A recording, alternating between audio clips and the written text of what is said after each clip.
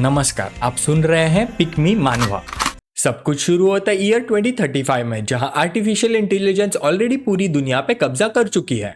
इस टेक्नोलॉजी ने लोगों की लाइफ काफी कन्वीनियंट बना दी, लेकिन साथ ही लेबर कॉस्ट भी बहुत ज्यादा कम हो गई। इसी वजह से बहुत सी फैक्ट्रीज पूरी तरह ऑटोमेटेड हो जाती है, जहां रोबोट्स और ड्रोन सारा काम कर रहे होते हैं। इस आर्टिफिशियल इंटेलिजेंस के पीछे एक बड़ी कंपनी होती है, set on box parts group, एक टेक जायंट। इनके साथ साथ ब्रेन एआई की वजह से मास अनएम्प्लॉयमेंट हो जाता है और पूरी देश में मैसिव प्रोटेस्ट शुरू हो जाता है। लेकिन रेजिस्टेंस बिल्कुल बेकार साबित होता है और अब लोग अपनी जिंदगी दांव पे लगा देते हैं एआई के बनाए हुए गेम्स में, सिर्फ अमीर लोगों को एंटरटेन करने के लिए। बेसिकली प्लेयर्स अपना सब कुछ रिस्क करते हैं एलाइट्स को खुश करने के लिए एक डेडली गेम में, जिसका नाम है गोल्ड गेम। अगर तुम सर्वाइवल गेम्स को जीत जाओ तो तुम हैवी कैश कमा सकते हो और सोशल लैडर भी क्लाइम कर सकते हो। और इसी सेटिंग में हमारा प्रोटैगनिस्ट चेनमू भी मजबूरी में पार्टिसिपेट करता है बाकी कई लोगों के साथ। ब्रेन एआई का फॉर्मर रिसर्चर होने के नाते उसके लिए जितना ही एक लौता तरीका है किसी को ढूंढ निकालने का। तभी एक डरा हुआ बंदा पूछता है, क्या ये सच है कि अगर हम गेम में मर जाए तो रियल में भी मर जाते हैं? एक प्लेयर वैन का कंफर्म करता है कि हाँ बिल्कुल सच है, और बोलता है कि जो भी हारता है या अपना हेलमेट उतारता है उसे तुरंत जैप कर दिया जाता है। डरा हुआ बंदा बताता है कि उसे गैम्बलिंग डेब्ट्स चुकाने के लिए फोर्स करके यहाँ भेजा गया है और निकलने का कोई रास्ता नहीं। इसी बीच वैंकाई काफी एक्साइटेड लगता है क्योंकि उसने सुना है कि गेम के अंदर किसी को आउट करना इलीगल नहीं है। और एक स्मॉक स्माइल के साथ वैंकाई सबको बोलता है कि ज्यादा जल्दी वाइप आउट मत होना, क्योंकि वो थोड़ा मजा लेना चाहता है। हमारा प्रोटैगनिस्ट बस सब देख रहा होता है और सोचता है कि ऐसे पागल लोग हर जगह मिल जाते हैं। थोड़ी देर बाद एक जायंट स्क्रीन सब प्लेयर्स को गोल्ड गेम में वेलकम करता है। फिर सबको इंस्ट्रक्शंस मिलती है कि लाइट के प्लेटफॉर्म्स का यूज करके गेम इंस्टेंस में एंटर करो। जैसे ही वो लोग पहुंचते हैं, ग्रुप खुद को एक बिल्कुल खाली हॉल में पाता है और चेनमू सोचता है कि आगे क्या होने वाला है। फिर अचानक रूम के बीच में एक अजीब सी जियोमेट्रिक शेप मटेरियलाइज होने लगती है। धीरे धीरे वो शेप एक बहुत ही आई कैचिंग और एक आई कैंडी फीमेल सिलोवाइट में बदल जाती है। बनी के कॉस्ट्यूम में एक लड़की खुद को गेम की रेफरी इंट्रोड्यूस करती है और कहती कि वो रूल्स एक्सप्लेन करेगी। हवा में फ्लोट करते हुए वो बोलती है कि क्योंकि ये बिगिनर स्टेज है, रूल्स काफी सिंपल है। वो रिवील करती है कि सिर्फ 3 लोग ही जिंदा बच सकते हैं और स्टेज बॉस बिल्कुल इनविंसिबल है। फिर उसके चेहरे पे मुस्कान के साथ ऐसा लगता है जैसे वो प्लेयर्स के डिस्पेयर का मजा ले रही हो। उनकी सिचुएशन देखते हुए रेफरी सार्कास्टिकली पूछती कि क्या रूल सिंपल और सीधे नहीं है। इतना कहकर वो बनी गर्ल डेथ गेम के पार्टिसिपेंट से पास मूव करने लगती है। एक अजीब डिटेल यह होती कि उसके हाई हील के टिप पर एक बहुत ही शार्प स्पाइक लगा होता है। आखिर में वो सबको बताती कि रूल्स एक्सप्लेनेशन इतना ही और फन गेम विश करती है और ग्रुप के सामने से गायब होने लगती है। पर पूरा डिसअपीयर होने से पहले रेफरी बोलती है कि उसे उम्मीद है वो उनसे दोबारा मिलेगी और एक मलेशियस हंसी छोड़ती है। उसके तुरंत बाद वैंकाई कंफ्यूज हो जाता है और गुस्से में पूछता है कि क्या किसी को समझ आया कि उसका मतलब क्या था। बाकी प्लेयर्स भी इन्फो प्रोसेस करते हैं और रियलाइज करते हैं कि गेम खत्म होने के लिए उनमें से 7 लोग का एलिमिनेट होना जरूरी है। हमारा एमसी चुपचाप रहता है, बस ऑब्जर्व करता हुआ, और सोचता है कि ये पॉसिबल कैसे होगा। पर अचानक रूम के बीच में एक जायंट डिजिटल क्रिएचर फॉर्म होने लगता है जिससे सब डर जाते हैं। वो मॉन्स्टर एक स्नेक जैसा दिखता है, जोर जोर से रोर करता है और सब लोग पैनिक में अपनी जान बचाने के लिए भागने लगते हैं। एक पार्टिसिपेंट चिल्लाता है कि सब लोग जितना तेज हो सके भागो, वरना क्रिएचर पकड़ लेगा उनको। उस बीस्ट की पूंछ जो डिजिटल ब्लॉक से बनी होती है, जमीन पर स्लीटर करती हुई सीधा प्लेयर्स की तरफ बढ़ने लगती है। एक बंदा पैनिक में बोलता है, इसे ना तो डॉज किया जा सकता है और ना ही जीता जा सकता है और बस वाइप आउट होने का वेट ही कर सकते हैं। सिचुएशन देखकर एक स्मार्ट प्लेयर चिल्लाता है कि सब लोग अरीना में अलग अलग फैल जाओ। तब चेनमू सोचता है कि क्या उन्हें सच में गेम पास करने के लिए 7 लोगों को आउट होने का वेट करना पड़ेगा। उसके बाद सारे प्लेयर्स अलग अलग डायरेक्शन में भाग जाते हैं ताकि सरपंच कंफ्यूज हो जाए। डिजिटल स्नेक अपना फोकस चेनमू पर कर लेता है जो अरीना की एक वॉल की तरफ भागता है। वॉल का सपोर्ट लेकर वो उसके साथ साथ दौड़ता है और मॉन्स्टर के अटैक से बच निकलता है। बिल्कुल लास्ट सेकंड पर वो साइड में लीप लगाता है और स्नेक के स्ट्राइक को डॉज कर लेता है जो जोर से वॉल पर जाकर टकराता है। हमारा प्रोटैगनिस्ट बड़ी ही मुश्किल से बचता है और अरीना के एक पिलर के पीछे जा छुपता है। वहां से वो नोटिस करता है कि बीस्ट की टेल और लंबी हो चुकी है और वो सिर्फ 90 डिग्री एंगल पर ही टर्न कर सकता है। उस मोमेंट पर चेनमू को रियलाइज होता है कि गेम का theme classic video game snake का है। अगर स्नेक सिर्फ 90 डिग्रीज पर ही मुड़ सकता है तो वो 45 डिग्रीज पर रहकर खुद को सेफ रख सकता है। इस स्ट्रेटेजी के साथ भी ये बस थोड़ा टाइम खरीदने का तरीका है अभी के लिए सरवाइव करने का। तभी डिजिटल स्नेक अपना टारगेट चेंज करता है और वैंगची के पीछे लग जाता है। वो पैनिक हो जाता है और गाली देते हुए बोलता है कि ये इनविंसिबल वाली बात एक मजाक है क्या। बिल्कुल डेस्परेट हो गए वेंग ची पूरी ताकत से स्प्रिंट करता है क्योंकि उसके लिए इस जगह मरने का किसी भी हाल में ऑप्शन ही नहीं है।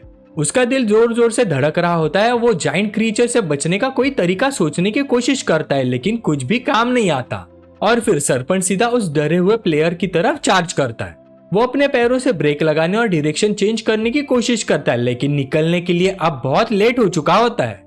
क्रिएचर उसे पूरी ताकत से टक्कर मारता है और वो बिना कोई डिफेंस के सीधा जमीन पर जा गिरता है। भागते हुए वैंकाई सोचता है कि उसे कोई प्लान बनाना ही होगा वरना अगला नंबर उसका ही होगा। इसी डेस्पिरेशन के मोमेंट में उसकी नजर हमारे एमसी पर पड़ जाती है जो शांति से एक पिलर के पीछे छुपा होता है। उसके दिमाग में एक इविल प्लान आते ही वो डिसाइड करता है कि चेनमू उसकी सर्वाइवल के लिए परफेक्ट सेक्रीफाइस होगा। और फिर वो साइको डायरेक्शन बदलकर सीधा हमारे हीरो की तरफ दौड़ पड़ता है। स्नेक बिल्कुल उसके पीछे ही होता है। इसी बीच हमारा प्रोटैगनिस्ट सोचता है कि ब्रेन एआई इतनी सिंपल मिशन कभी नहीं बनाएगा और असली की सेकेंड रूल में ही छुपी हुई है। उसे याद आता है कि रेफरी ने कहा था स्नेक इनविंसिबल है लेकिन ये कभी नहीं बोला कि उसे डिफीट नहीं किया जा सकता। वहीं से उसे समझ आता है कि मॉन्स्टर का हेड उसके अपने बॉडी से टकरा जाए तो वो गेम की तरह ही आउट हो सकता है। सिर्फ अपनी मौत का वेट करते करते वो थक चुका होता है। वो डिसाइड करता है कि अब अपना प्लान एग्जीक्यूट करेगा और फाइट के लिए रेडी हो जाता है। पर बिल्कुल उसी मोमेंट पर प्लेयर वैंकाई पीछे से आकर हमारे प्रोटैगनिस्ट को पकड़ने की कोशिश करता है। चेनमू पूरी तरह से ऑफ गार्ड पकड़ा जाता है और सोचता है ये कौन सा साइको है जो उसे पकड़ के खड़ा है। वैंकाई उसे जोर से जकड़ लेता है और बोलता है कि शांति से मर जाओ क्योंकि वो उसे मॉन्स्टर के अगेंस्ट शील्ड की तरह यूज करेगा।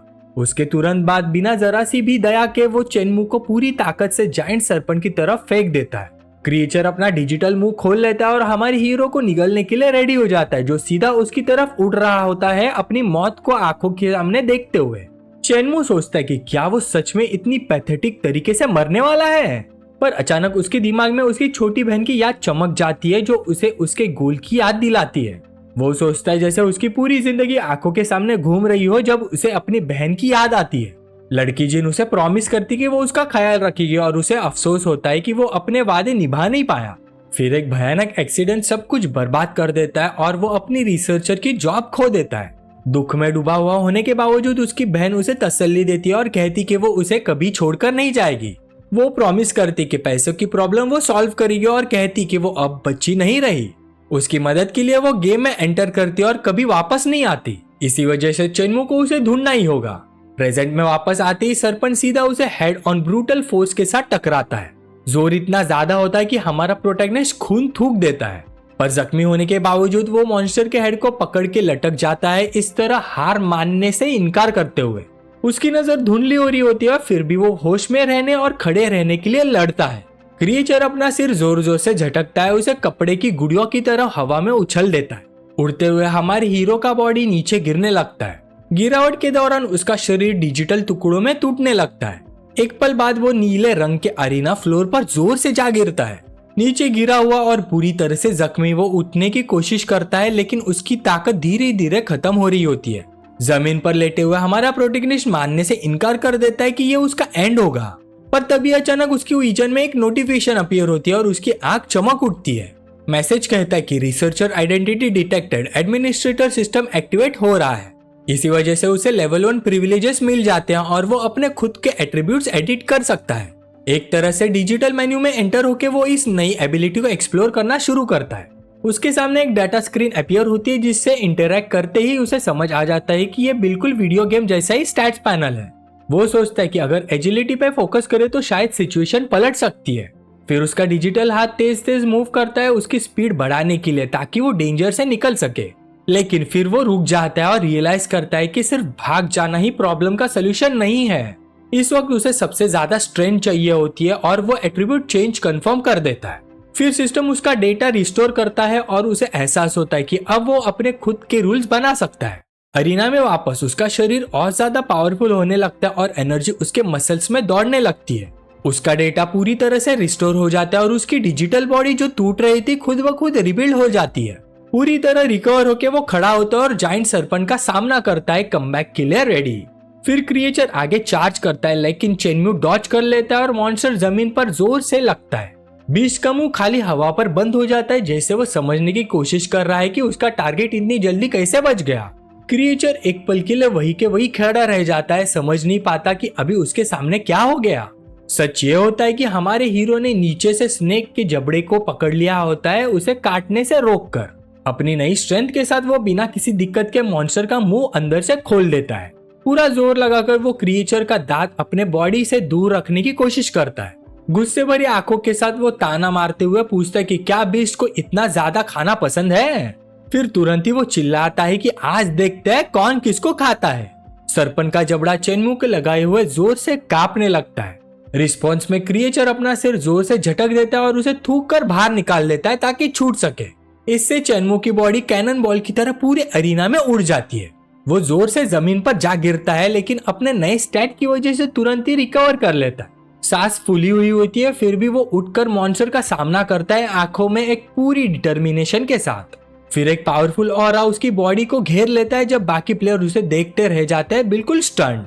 उनके दिमाग में बस एक ही सवाल होता है, क्या ये बंदा सच में इंसान भी है। फाइट के बीच चेनमू स्नेक पर एक डैमेज इंडिकेटर देखता है। वो खुद से पूछता है कि क्या उसका अटैक सच में काम कर गया। तब उसे समझ आता है कि बीस्ट फिजिकल डैमेज से इम्यून नहीं है, लेकिन उसकी करंट स्ट्रेंथ जितनी है उसके लिए काफी नहीं है। चाहे वो सारे स्टैट्स मैक्स भी कर ले तभी भी कुछ फायदा नहीं होने वाला। उसे समझ आ जाता है कि एक बहुत ही बेहतर स्ट्रेटेजी चाहिए, इसलिए वो अपने ओरिजिनल प्लान पर वापस जाता है। वो एजिलिटी बूस्ट करेगा और गेम के रूल्स का यूज करेगा। उकसाया हुआ डिजिटल सरपंच गुस्से से गरजता है। वो पूरी ताकत के साथ हमारे हीरो पर अटैक करने के लिए तैयार हो जाता है, पर अपनी नई स्पीड के साथ चेनमू पूरे अरीना में डैश करता है। उसका प्लान होता है कि मॉन्स्टर के हेड को उसके अपने बॉडी से टकराने का। उसकी एजिलिटी अब बिल्कुल नेक्स्ट लेवल पर होती है। उसे याद आता है कि क्लासिक गेम में स्नेक तब हारता है जब वो खुद को ही काट लेता है। यही उसका इकलौता वीक स्पॉट होना चाहिए। जमीन पर स्लाइड करते हुए वो अपने हाथों से खुद को रोकता है। फोर्स के बावजूद इम्पैक्ट डैमेज ज्यादा सीरियस नहीं होता। डिटर्मिनेशन से भरी नजर के साथ वो बीस्ट का सामना करता है। वो चैलेंज देता है कि खुद को काट के दिखाए, फिर देखते हैं क्या होता है। डिजिटल स्नेक जोर से गरजता है और अपना मुंह पूरी तरह से खोलकर लंच करता है। लगता है वो प्रोटैगनिस्ट को एक ही बार में खत्म कर देना चाहता हो, लेकिन बिल्कुल ही लास्ट सेकंड पर हमारे हीरो अटैक के नीचे स्लाइड कर जाता है। वो मुश्किल से बाइट से बच पाता है। सिचुएशन देखकर हमारा प्रोटैगनिस्ट शॉक में आ जाता है। उसे अपनी आंखों पर यकीन ही नहीं होता। पता चलता है कि स्नेक के पास एक प्रोटेक्टिव मैकेनिज्म भी है। एक एनर्जी बैरियर उसे खुद को काटने से रोक देता है। इससे चेनमू कंफर्म कर लेता है कि उसकी थियरी सही थी, लेकिन एआई ने मॉन्स्टर की एक लौती वीकनेस पहले ही पैच कर दी थी। फिर डिजिटल सरपंच धीरे धीरे उससे दूर हटने लगता है। बीस्ट फिर से अरीना में पेट्रोल करने लगता है नए टारगेट्स ढूंढने के लिए, और इस तरह सब कुछ फिर से वही आ जाता है, back to square one. Boss के इनविंसिबल होने का रूल बिल्कुल कंफर्म हो जाता है। तब चेनमू को रूल्स के पीछे छुपा हुआ ट्रैप समझ आ जाता है। प्लेयर्स को एक दूसरे को आउट करना है जब तक सिर्फ 3 लोग बाकी ना रह जाए। इस तरह वह आपस में लड़ते रहेंगे बिल्कुल एंड तक। एग्जैक्टली वही जो गेम मास्टर्स देखना चाहते हैं। लेकिन हमारा प्रोटैगनिस्ट हार मानने वाला नहीं है। उसका मानना है कि अगर वो प्रोटेक्शन बाईपास कर ले तो जीत सकता है, पर इसके लिए उसे बेट चाहिए मॉन्स्टर को लूर करने के लिए और एक एक्सटर्नल फोर्स भी, ताकि कोलिजन हो सके। उसी वक्त उसकी नजर एक ग्रुप ऑफ प्लेयर्स पर पड़ती है जो छुपे हुए होते हैं। ये वही बंदा होता है जिसने पहले उसे शील्ड बना के यूज किया था। फिर एक स्मर्क स्माइल के साथ चेनमू अपना हुड पहन लेता है। उसके दिमाग में आता है कि शायद उसे आखिरकार वो मदद मिल गई जो उसे चाहिए थी। दूसरी तरफ ग्रुप नोटिस करता है कि वो गायब हो चुका है। लीडर सबको अलर्ट रहने और आसपास देखते रहने को कहता है।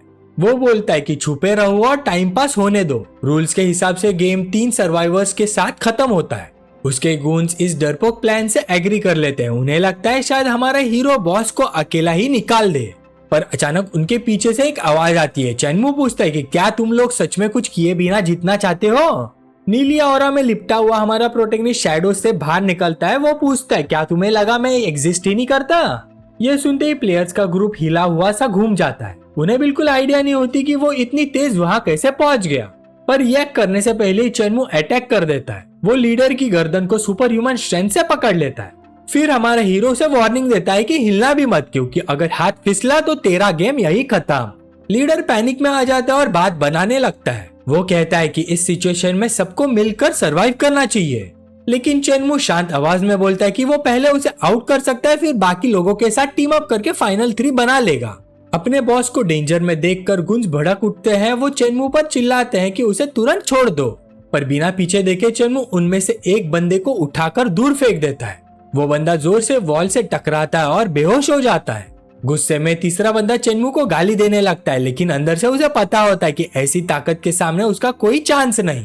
फिर हमारा प्रोटैगनिस्ट लीडर को जोर से जमीन पर पटक देता है। फिर वो उस बंदे के सर पर पैर रख के खड़ा हो जाता है ताकि दिखा सके कौन बॉस है।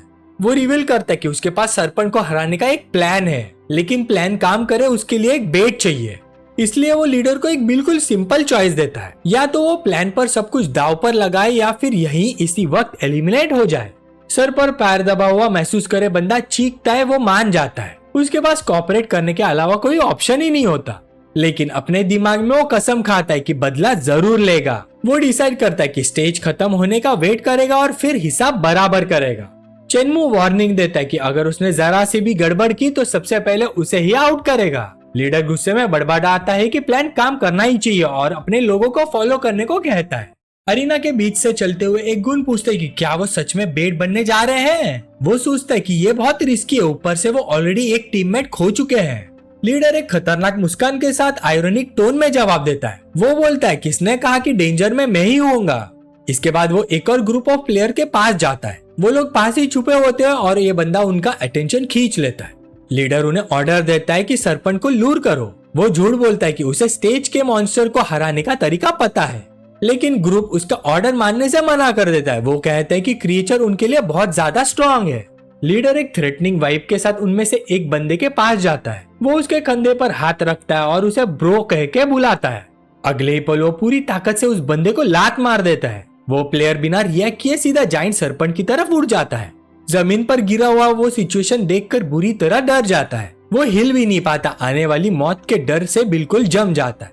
उसके सामने डिजिटल सरपंच मुंह खोलकर गरजता है। मॉन्स्टर बेचारे ह्यूमन बेट को निगलने के लिए रेडी हो जाता है और बिना किसी रहम के वो क्रिएचर पूरी ताकत से अटैक करता है और प्लेयर एक ही गल्प में भूखे बीस्ट के अंदर चला जाता है।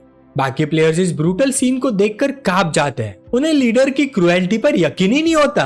उनके रिएक्शन से इरिटेट होकर लीडर उन्हें धमकाता है। वो चिल्लाता है कि अगर उन्होंने बात नहीं मानी तो वो सबको खत्म कर देगा।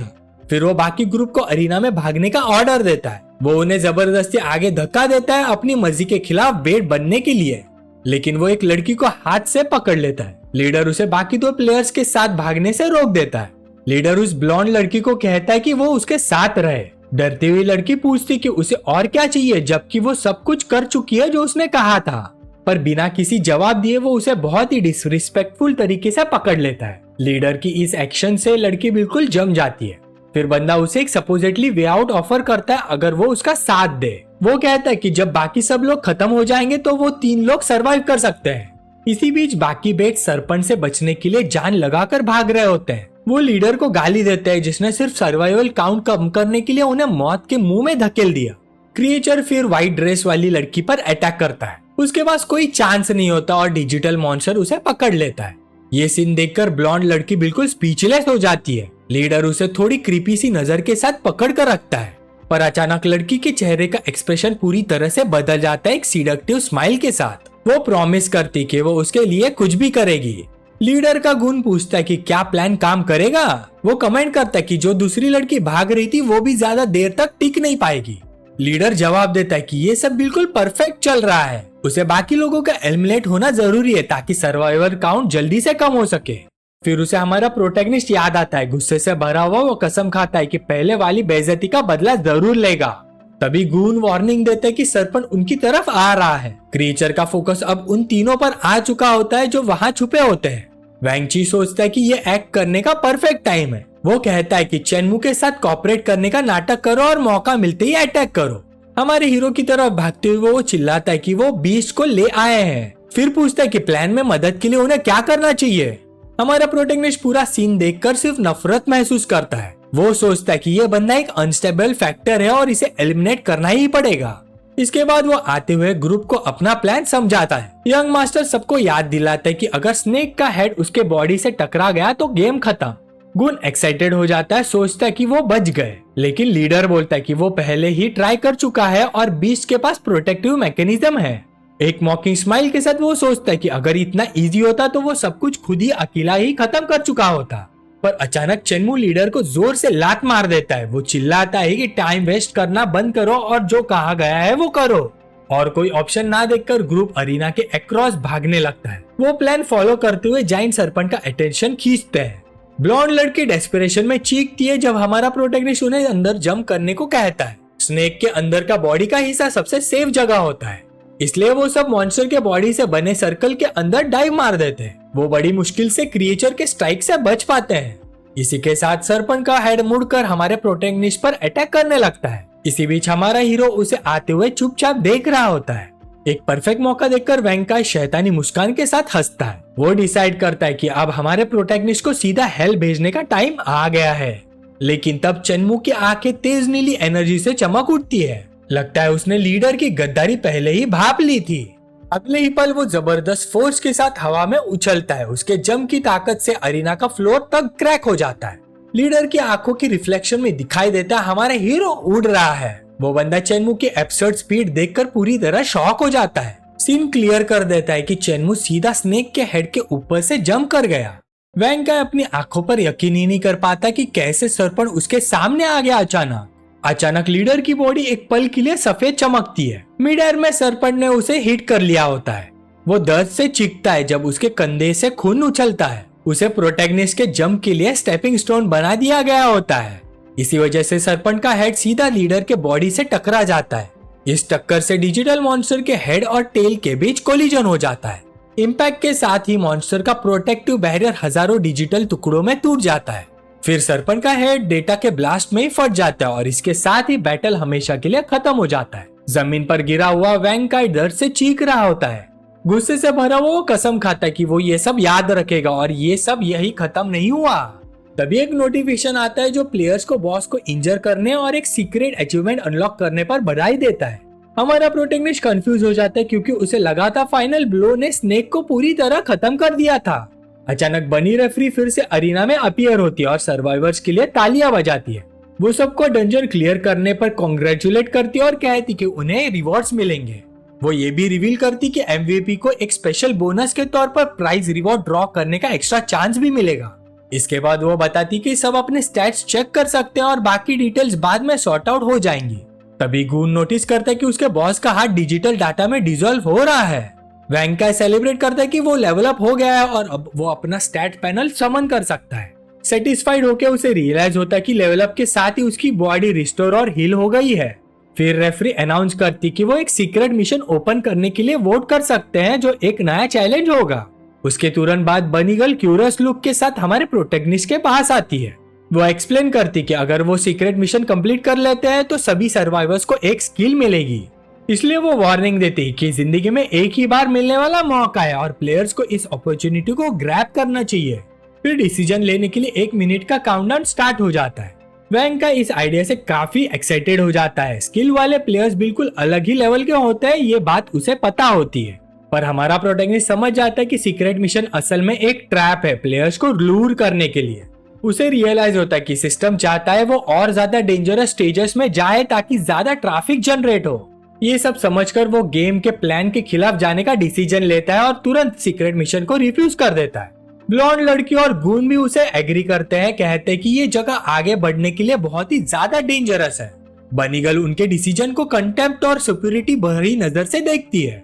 फिर वो उन्हें मनी, फेम और रेयर आइटम जैसे रिवॉर्ड का लालच देकर मानने की कोशिश करती है, लेकिन ग्रुप अपने डिसीजन पर अटल रहता है और हिडन मिशन को रिफ्यूज कर देते हैं। इस सिचुएशन को देखकर रेफरी एक लंबी सांस लेती है और प्लेयर्स के चॉइस को एक्सेप्ट करती हुई लगती है। वो डिक्लेयर करती है क्योंकि 4 में से 3 प्लेयर ने मना कर दिया इसलिए गेम यही खत्म होता है। लेकिन वेंकाई सोचता है कि ये ऐसे खत्म नहीं हो सकता, उसे अपना बदला पूरा करने के लिए एक स्किल चाहिए ही। वेंकाई इस आइडिया के साथ ऑब्सेस हो जाता है कि उसे कोई पावर मिलनी ही चाहिए ताकि वो हमारे प्रोटैगनिस्ट से रिवेंज ले सके।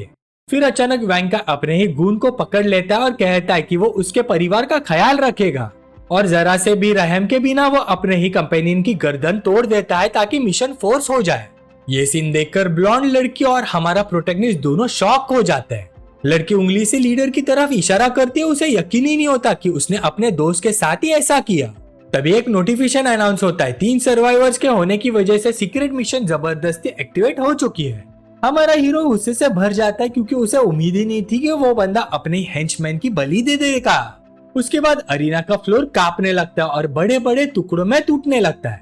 पूरा सीनरी क्रम्बल होने लगता है जब प्लेयर्स मुश्किल से खुद को संभालते हैं। अगले ही पल एक गहरा अंधेरा गड्ढा खुलता है जिसमें से हजारों हरी डिजिटल सांप निकलते हैं। उनके बीच से 2 जायंट सर्पेंट उभर कर आते हैं और 3 बचे हुए सर्वाइवर्स को घेर लेते हैं। ये डिजिटल क्रिएचर पहले वाले से कहीं ज्यादा खतरनाक लगते हैं। अपना मुंह खोलकर दोनों बीच गरजते हैं और कॉर्नर ग्रुप पर अटैक करने के लिए रेडी हो जाते हैं। नोटिफिकेशन कंफर्म करता है layer of 1000 serpent mission officially शुरू हो चुकी है। बनी गर्ल बताती कि एक्स्ट्रा रिवॉर्ड पाने के लिए उन्हें 10 मिनट तक सरवाइव करना होगा। फिर एक मॉकिंग स्माइल के साथ बनी गर्ल कहती कि उसे लगा ही नहीं था कि वो बोनस स्टेज एक्टिवेट कर देंगे। बनी गर्ल को यह पूरा सिचुएशन काफी इंटरेस्टिंग लगता है और वो ह्यूमन गिल्ड पर कमेंट करती है, बोलती कि इंसान की लालच ही हमेशा उसके डाउनफॉल की वजह बनती है। वो आगे कहती कि अपने सर्वाइवल चांसेस खुद ही खत्म कर देते हैं, जैसे अपनी कब्र खुद खोद रहे हो। मीनवाइल वैंग काई अपने मन में सोचता है कि अगर वो 10 मिनट तक टिक गया तो वो सच में पावरफुल बन जाएगा। हमारे प्रोटैगनिस्ट को पता है कि अब मजाक का टाइम नहीं है, वो चारों तरफ से घिरा हुआ है और उसकी 100 जिंदगियां भी काफी नहीं होंगी। सिचुएशन को देखते ही छोटी छोटी सारी स्नेक एक ग्रुप में आगे बढ़ती है तीनों प्लेयर्स पे अटैक करने के लिए जो अरीना के कॉर्नर में फंसे हुए हैं। तभी एक छोटा स्नेक दूसरे स्नेक को काट लेता है और डिस्ट्रॉय होने के बजाय दोनों मर्ज होके एक बन जाते हैं। हमारे हीरो को तुरंत समझ आ जाता है कि प्रोटेक्शन सिर्फ तब काम करती है जब बीस्ट खुद को काटे, लेकिन अगर 2 बीस्ट आपस में कोलाइड करे तो डिवावरिंग रूल एक्टिवेट हो जाता है। उसे क्लियर हो जाता है कि सीक्रेट मिशन सिर्फ एक एक्सटेंशन है और जीतने के लिए रूल्स वही के वही है। इसका मतलब उसे दोनों बॉस सरपंच को एक दूसरे को काटने पे मजबूर करना होगा और ये उसका लास्ट चांस है विक्ट्री पाने का। उधर वैंग काई के पास ऑलरेडी एक प्लान भी है। वो डिसाइड करता है कि अगर सब कुछ बिगड़ गया तो वो ब्लॉन्ड लड़की को बेट बना के खुद निकल जाएगा, लेकिन लड़की के भी अपने प्लान्स होते हैं और बिना उसे नोटिस हुए वो अपने स्ट्रेंथ पॉइंट इंक्रीज कर लेती है। अगले ही पल वो पूरी ताकत से उसे धक्का देकर उन स्नेक्स के बीच में फेंक देती है जो उनकी तरफ बढ़ रही होती है। गुस्से से चिल्लाते हुए कहती है, जाओ मर जाओ, जबकि वैंग काई उसे गाली देता है उससे बिट्रेल के लिए। वैंग काई को यकीन ही नहीं होता कि इतना सब कुछ करने के बाद यही उसका एंड होने वाला है। यहाँ तक कि मिशन एक्टिवेट करने के लिए उसने अपने दोस्त को भी खत्म कर दिया था। लड़की जवाब देती कि जिसने अपने ही सबऑर्डिनेट को एलिमिनेट कर दिया, मौका मिलते ही उसके साथ भी वही करता। डेस्परेट होकर वैंग काई अपना हाथ आगे बढ़ाता है जैसे उस मूवमेंट में किसी भी तरह का सैल्वेशन पकड़ना चाहता हो। वो जमीन पर घिसटते हुए उस ब्लॉन्ड से भीख मांगता है, बोलता है कि सारा पैसा दे देगा, बस उसे बचा ले। लेकिन लड़की जोर से उसका हाथ लात मारती है और चिल्लाती कि यही अकेला मरे। इतना कहके वो आदमी उसे जोर से पकड़ लेता है, अब भी बिलीव नहीं कर पा रहा कि एंड में उसने धोखा दे दिया। एक डिजिटल स्नेक आगे बढ़ता है वैंग काई पे फाइनल स्ट्राइक करने के लिए, लेकिन वो लड़की को अपने साथ खींच लेता है और दोनों हजारों डिजिटल स्नेक के बीच निकल लिए जाते हैं। मीनवाइल हमारा प्रोटैगनिस्ट पूरे अरीना में दौड़ रहा है, छोटी स्नेक्स को बड़ी ही सफाई से डॉच करते हुए। उसे समझ आ जाता है कि स्वाम से बचने के लिए सबसे सेफ जगह जायंट सरपंच के ऊपर है। वो पूरी ताकत से एक जायंट क्रिएचर के खुले मुंह की तरफ जंप करता है। बीस्ट अपना जबड़ा जोर से बंद करता है और हीरो उसके सरप्राइज अटैक के बीच में फंस जाता है। मॉन्स्टर के मुंह के अंदर वो बाइट की पावर देख के इम्प्रेस हो जाता है और अपने स्टैट्स के लिए थैंकफुल फील करता है। हीरो के फंसे हुए होते ही दूसरा जायंट सरपंच पहले वाले पे अटैक करने आगे बढ़ता है। अपनी सारी स्ट्रेंथ लगा के वो पहले वाला मॉन्स्टर के मुंह को फोर्स करता है कि आगे आते हुए दूसरे बीस्ट को काट ले। उस मूवमेंट पे वो सोचता है कि अब या तो जिंदगी है या सीधा डूम। सब कुछ इसी एक मूवमेंट पे डिपेंड करता है।